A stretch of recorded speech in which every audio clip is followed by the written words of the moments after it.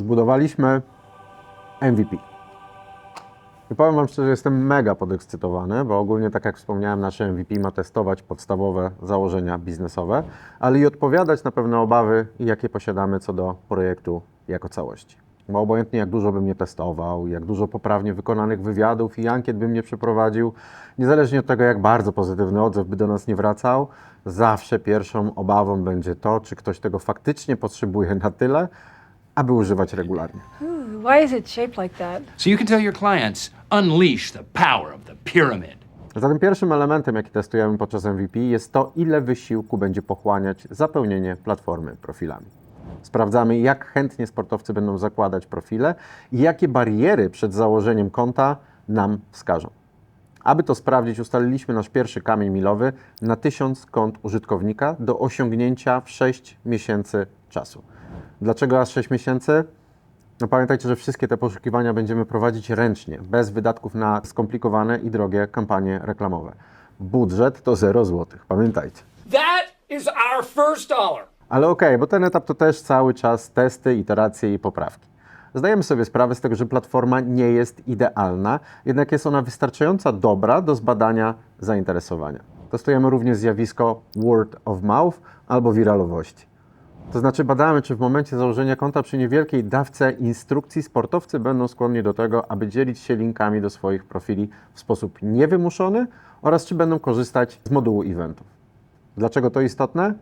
Bo większość problemów w startupach można rozwiązać zasypywaniem ich gotówką. Również te marketingowe. Jednak nie o to nam przecież chodzi. Nie tworzymy maszynki tylko do wydawania kasy. Jeśli pojawienie się 1000 profili na platformie będzie nas kosztowało $500 000 złotych, to absolutnie żaden sukces. Ale jeśli sportowcy naturalnie poprzez word of mouth będą na tyle ciekawi naszej platformy, aby samodzielnie założyć konto, to jest już jasny sygnał, że nasza propozycja wartości jest zrozumiała, a problem wystarczająco silnie odczuwalny przez odbiorców. Dalej musimy przetestować, czy i w jakim stopniu sportowcy będą w stanie monetyzować swoje zasięgi i jak duży odzew o współpracę marketingową będzie do nas trafiał od potencjalnych sponsorów. Nasz benchmark to około 120 zł miesięcznie przychodu na profil i przez pierwsze pół roku działania MVP chcemy zweryfikować, czy to jest założenie poprawne. Przynajmniej na rejon Polski. Najchętniej testowalibyśmy platformę w całej Europie i taki jest nasz cel. Jednak zaczynamy od Polski przynajmniej do momentu, w którym będziemy pewni technologii. Bo bugi i dziury na pewno będą się pojawiać i jesteśmy tego świadomi. Dlatego też zaczynamy powoli, bo testujemy też sam soft. Jednak już od dnia pierwszego myślimy o Europie jako rynku docelowym. Ale przyznam, że ograniczenie do Polski jest to też wynik popełnionego przeze mnie błędu podczas researchu. Waitlista, którą zbierałem poprzez landing page, ma kilkaset osób. Jednak były one zbierane jedynie w Polsce i powinienem robić to szerzej na całej Europie. Bo nie zapominajmy, że w Polsce pomysł może nie być doceniony, ale to nie znaczy, że tak samo będzie w innych krajach. Ogólnie decyzji przy budowie MVP pojawi się dużo więcej, jednak jak zauważyliście, nie skupiam się za specjalnie na samym procesie budowy, gdyż nie to jest w Startup Life najważniejsze.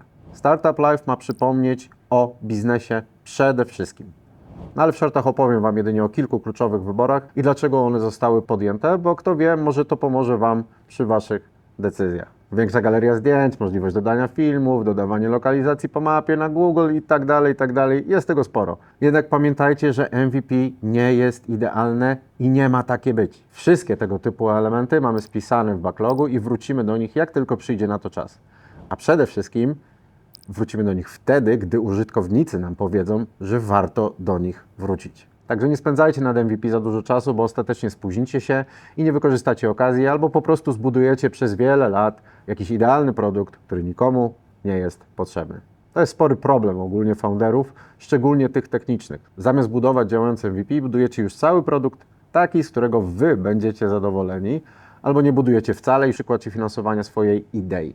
Niestety bez rynkowego pokrycia. This isn't a handout club, it's an investment club. Pamiętajcie, że MVP, z którego jesteście w 100% zadowoleni, to MVP wypuszczone za późno. Także wracając do początku, cały okres researchu może trochę trwać. I spoko, jeśli potrzebujecie czasu, tu nie będę Was pospieszał. Jednak przy MVP narzucajcie już sobie konkretny deadline i się go trzymajcie. To co? Chcecie zobaczyć nasze MVP? Piona!